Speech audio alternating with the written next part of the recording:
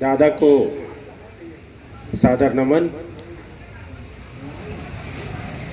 आज इस श्रद्धांजलि सभा में उपस्थित हमारे कांग्रेस पार्टी के सभी सम्मानित साथीगण, समय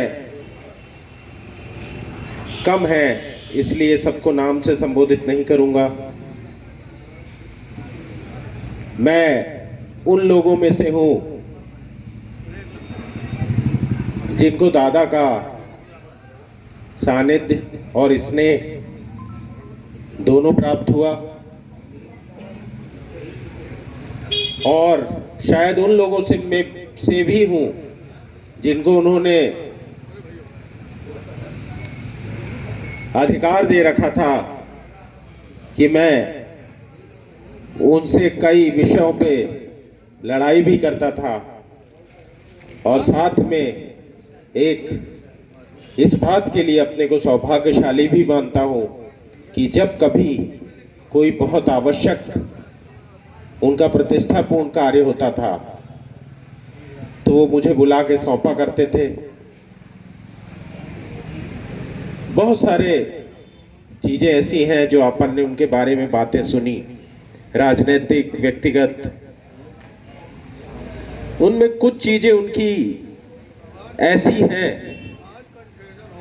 जो अनुकरणीय है और बिरला ही कहीं मिलती है। जैसे मैंने कभी उनके मुंह से ये नहीं सुना कि फलाने के कारण हमारा कोई नुकसान हो गया। वो कभी ये नहीं बोला करते थे। लोग उनके बारे में कहते थे कि दादा तो बहुत अच्छे हैं पर फला गड़बड़ है, ये गड़बड़ है, वो गड़बड़ है, पर उन्होंने कभी अपने मुंह से ये नहीं बोला कि किसी के कारण उनका कोई नुकसान हो गया।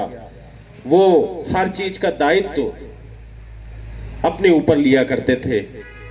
बस एक छोटा सा एक घटना बता के अपना उद्बोधन समाप्त करूंगा, बहुत कुछ हो चुका है।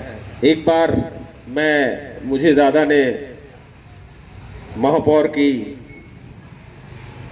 चुनाव लड़ाया। उसके बाद मैं कांग्रेस के पार्टी के कार्यों में शहर में काफी सक्रिय हो गया, और एक उस समय हमारे साथ युवा पार्षद हुआ करते थे, आजकल बीजेपी में चले गए,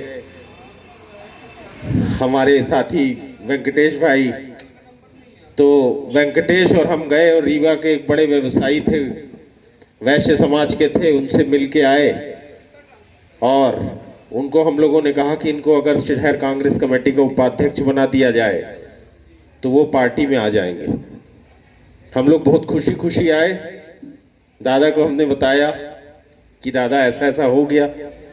दादा कहे अगर कोई आना चाहता है तो बुला लीजिए, और आप अगर किसी को कोई पद भी देना चाहते हैं तो पद भी दे दिया जाएगा, पर शर्मा जी एक बात ध्यान रखिए, अपना मूलधन पकड़िए, ब्याज पे मत जाइए। बोले अगर मूलधन आपके पास रहेगा